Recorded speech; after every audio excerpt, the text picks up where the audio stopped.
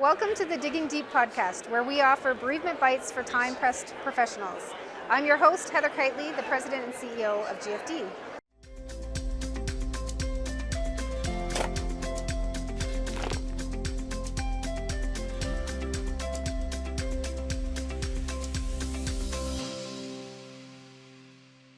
For today's episode, we have Allan Job, who is the Vice President of Beechwood Funeral, Cemetery and Cremation Services in Ottawa, Ontario.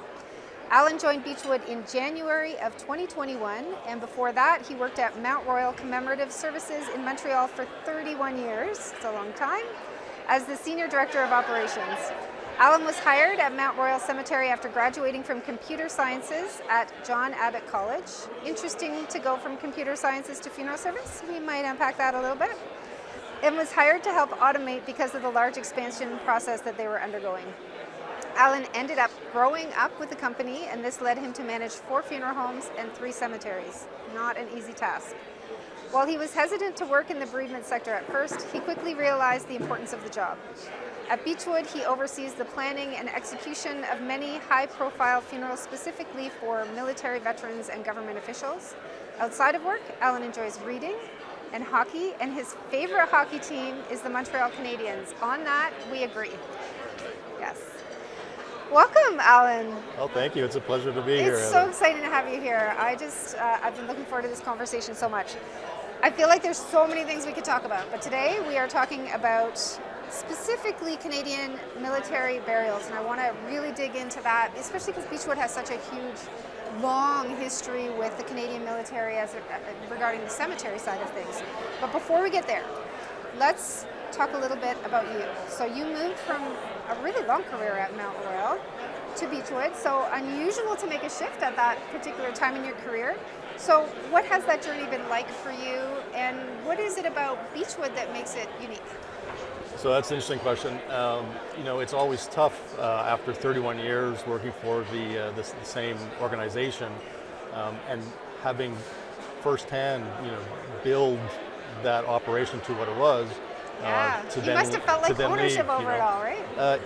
Absolutely, but more than that, on the human side, 3 boys in the family, and having to move the entire family to a new city while they're all, basically in their, I guess at the time the oldest was about 25 and the youngest was about 18, 19, still in Cégep in Quebec. So it's a big family, decision to move to Ottawa. I think the biggest reason is seeing the opportunity at Beechwood. So first of all, the connection to Beechwood has always been there between Mount Royal and Beechwood. I didn't know that. So a lot of the previous managers were all friends, and there have been many occasions over the years where we would get together with at Mount Royal with Beechwood staff, and we would share our experiences and use that to each of us to share and learn. So the idea of going to Beechwood wasn't really completely foreign. It didn't feel like another place, right? No, and when you look throughout the country and you talk about those historic cemeteries, there's not that many, but Mount Royal and Beechwood are 2 of them. So even jumping was just, from a business perspective, a very easy jump. Knowing Andy Roy, President of Beechwood, for 30 years, Andy and I worked together on Mount Royal, also helped, a little bit in that transition. It was kind of exciting to be able to work with Andy again. So I think that was an important part of the decision process. Shout out to Andy if he's listening. But I think the biggest reason is having gone through so much growth at Mount Royal, right, and having the conversations about Beechwood and the growth that they were experiencing. Again, new to the funeral business, relatively new to the funeral business. But besides that, so much effort has put in to build Beechwood to what it is today, specifically in the last 10 years or so. So amazing volume increases across the board with cemetery and funeral.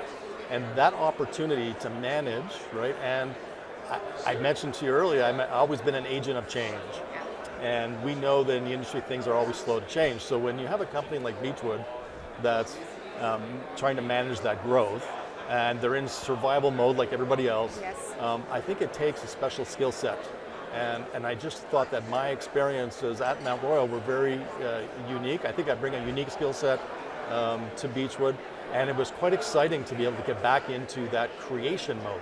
You know, when we look at things from a business perspective, things can be very dry at times, but when you're creating something new and something fresh, even in that business environment, I find it exciting. So it's exhilarating. I think you bring a really unique perspective to the sector, not just to Beechwood, because your experience and background is so different than many of us who kind of grew up in the sector, right? Well, yeah, it is. I mean, I studied computer science, Yeah. right? And I was hired by Mount Royal before they were into the funeral part of the business to automate the office. So it was hands-on from day one, and then you got to realize, you know, I think what kept me with staying in the industry, because you know you can obviously make a lot more money, you know, going out in different industries.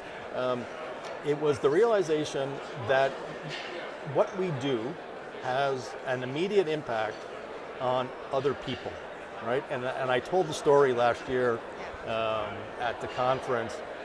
My first day on the job, my boss at the time sat me down at Mount Royal, and he says, look, you have to understand that working for a cemetery is different than working anywhere else. He says, every day we come to work and we have an opportunity to make a difference. And that, I don't know, that was always something that resonated, you know.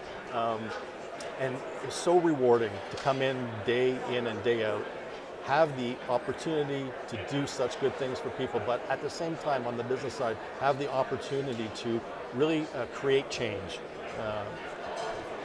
You know, one of the coolest things about the work that I get to do is to hear over and over again from people like you and all of the amazing people in the sector, just how passionate they are about the sector, and how it all comes from this place of being inspired by the families that we serve and just wanting to make a difference in people's lives. And that is like the constant across all of these conversations that I have in the podcast and the conversations that I have across the board. And I just think it's remarkable. I mean, what other profession is like that, right? You know, are you sitting there talking to anyone who's working in computer science about, I'm just so excited because I get to make an impact every day. We could probably talk about that for ages. Probably. Okay. So let's dig into the topic that we are supposed to be talking about, which is Beechwood's relationship with the Canadian military. Can you just unpack that a little bit for me? I know Beechwood is 151 years old. 151 years old, which is amazing. How did this relationship start? How did it evolve? So it's interesting to learn how sort of the stars align to create Canada's National Military Cemetery. Now, Beechwood always had a history serving military, so we have sections in the cemetery for Veteran Affairs, Commonwealth War Graves Commission, that sort of thing. So there's been a long-standing history for the 150 years. I think what changed is there's an individual by the name of General Maurice Barry, and he was basically Chief of Staff for the Defense for DND. Okay. And so very high ranking general, and he traveled sort of the world seeing other Canadian cemeteries. So what I mean by that is throughout Europe, because of World War II, there are a lot of Canadian cemeteries, cemeteries for Canadian dead in from World War II.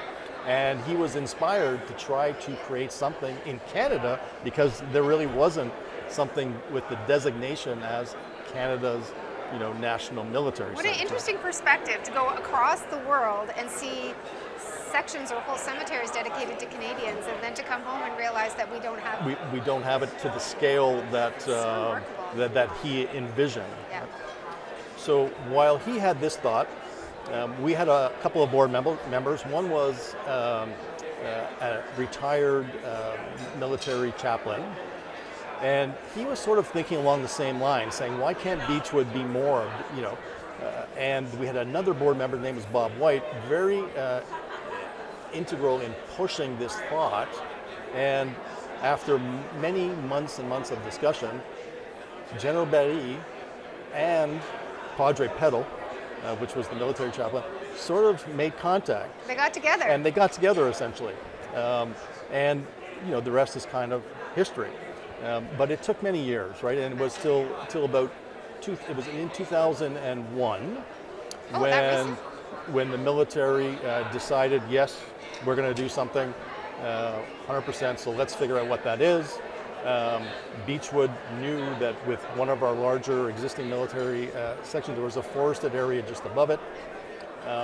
And after meeting with General Billy, showing him the area, showing him the concept, he was 100% buy-in. And from that moment, right, cemeteries can't be created overnight. Yes. It took about Nor can good ideas be created overnight. So it took about 3.5 years, and it wasn't until about June of 2004 did it come to fruition. And that was with the unveiling of the Tri-Service Monument at Beechwood. And of course, Tri-Service referring to the three major components of the Canadian military, which is the Army, Navy, Air Force. Wow, Yeah. such an interesting history. Yeah. So I can imagine that relationships such as these with the Canadian military could have led to some interesting experiences.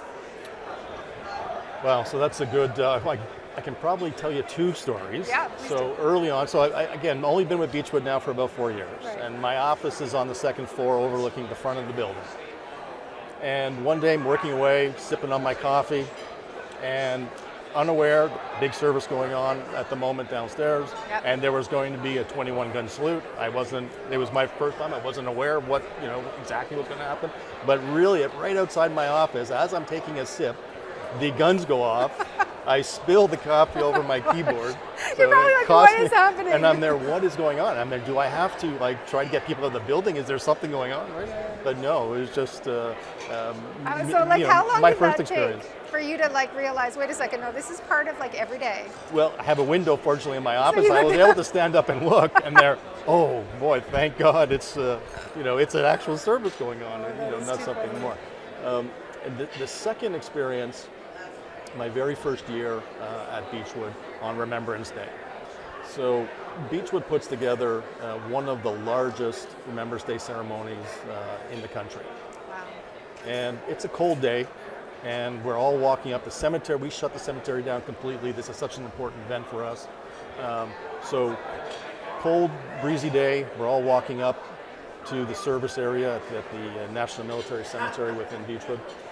And when you arrive, seeing the sheer volume of people was, it gave you chills in a way, right? You say, wow, never before in a cemetery have I seen that many people show up for a single event. It was really awe-inspiring. Then to sit through the ceremony and feel the solemnness of what's going on, again, it's another impact, right? And then the finale is to have the fighter aircraft fly over the cemetery, timed specifically to the end of the service.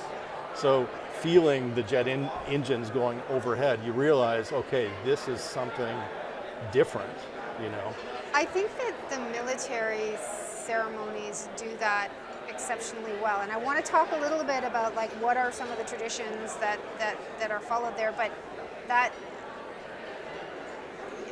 Remembrance Services, military, any experiences I have had with them, there is something that they do, an element of it that touches you in a way that is different, right? I'm not quite sure I have words for it. It is a feeling, like you say, you had chills.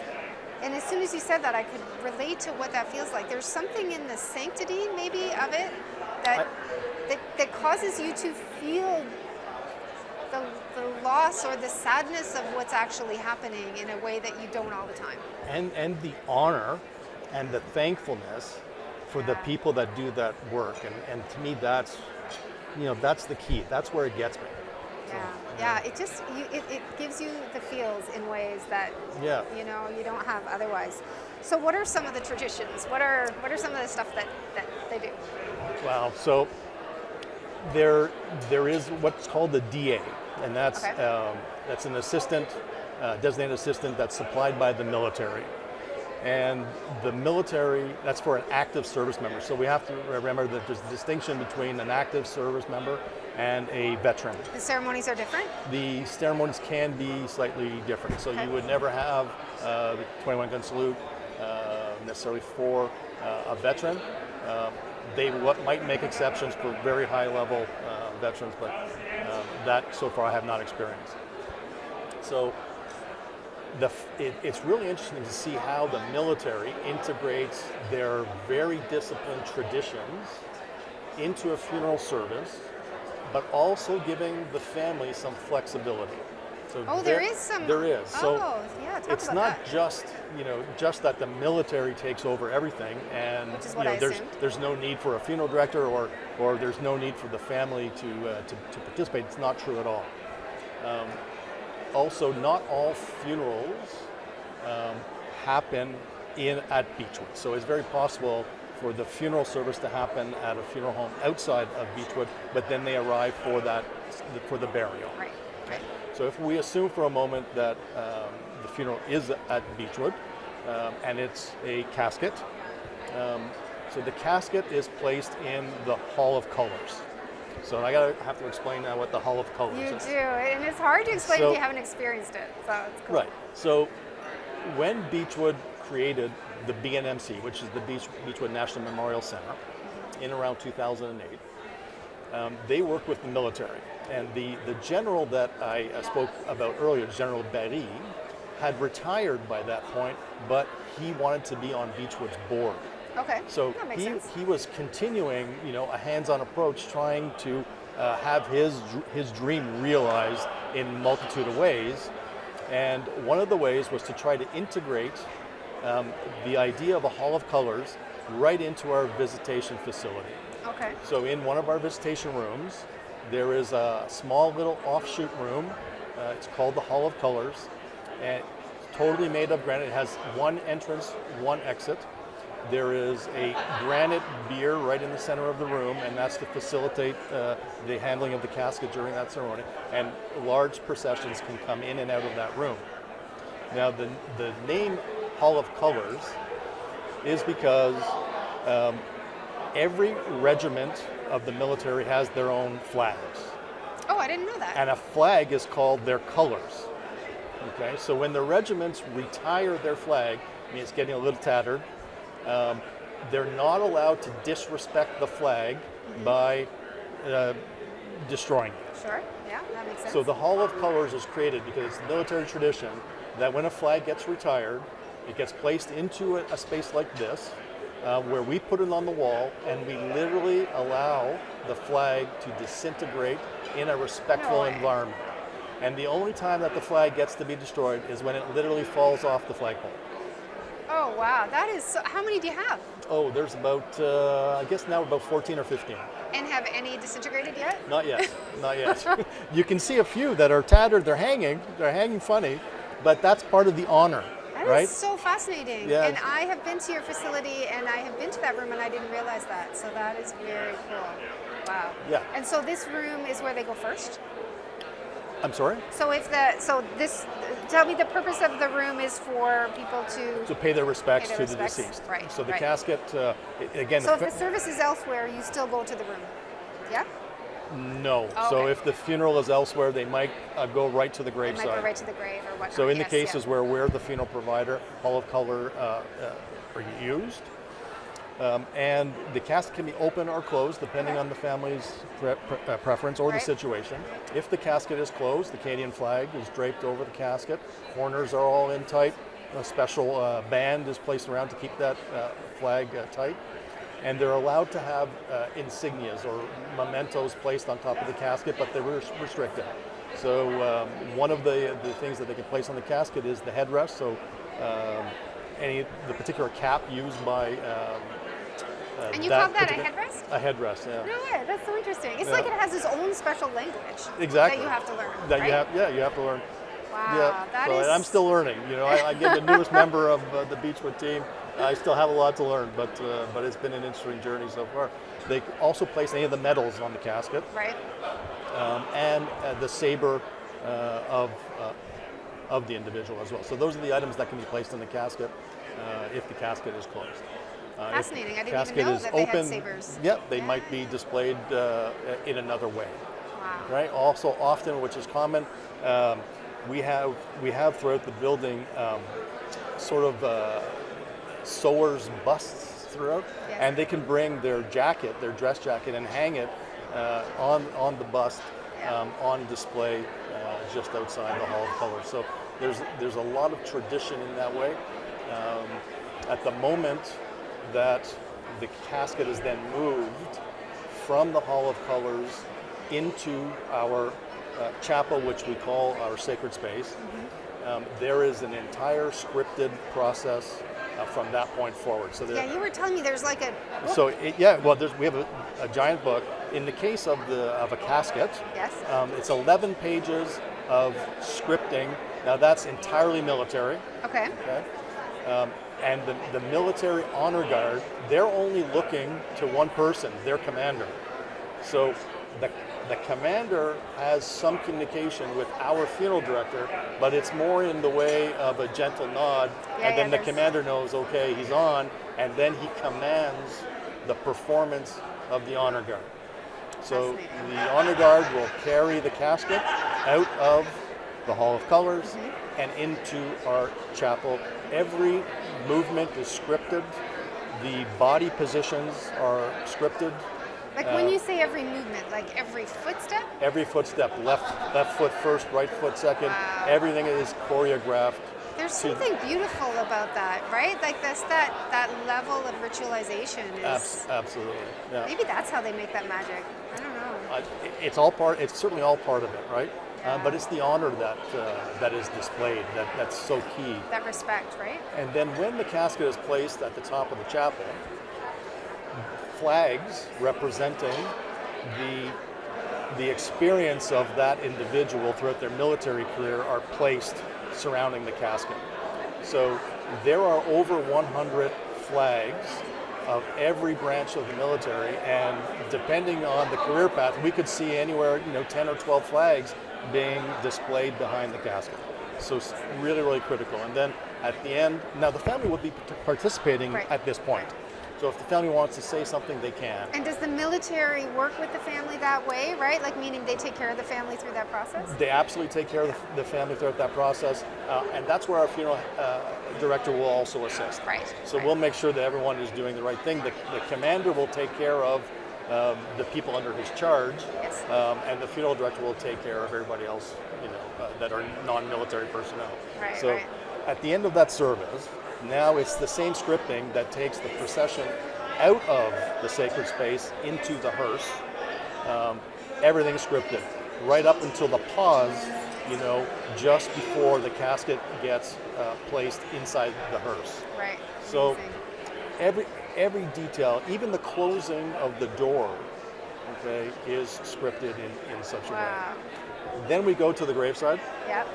And the process repeats itself. Same scripting to get the casket removed from the hearse onto the device to be carried into the section. Casket is placed on the lowering device at the graveside. Ceremony takes place at the end of the ceremony.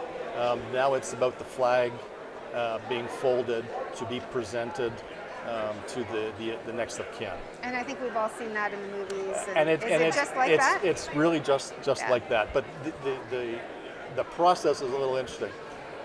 Again, the honor guard is only listening to the commander. Okay. So they will fold the casket completely based on protocol. They will then hand the flag, fold the flag to the commander. Yep. They will then place any medals, the headrest on top of the flag, and then it's the commander's responsibility to present it to the next of kin. So again, very moving moments. Emotional moment, They're- right? Yeah. Yeah. Wow. I feel like we could talk about this all day, which is what I say all the time in these. So our poor listeners have probably heard me say that a million times. I just find it really, really fascinating. But I think that that's a really great place to conclude. That beautiful description of what happens from start to finish and the wonderful traditions around it. And it must be amazing to just be part of that. It absolutely is. Every day is a special day. That is so cool. So this concludes this episode of the Digging Deep podcast. Allan, thank you so much for joining me today. I've learned so much in this discussion. Like, I thought I was coming in here and knowing everything. Clearly, I should learn better. Well, thank you very much for having me. That was wonderful. Thank you. I'm your host, Heather Kiteley. Thank you to our listeners, and we will see you again soon.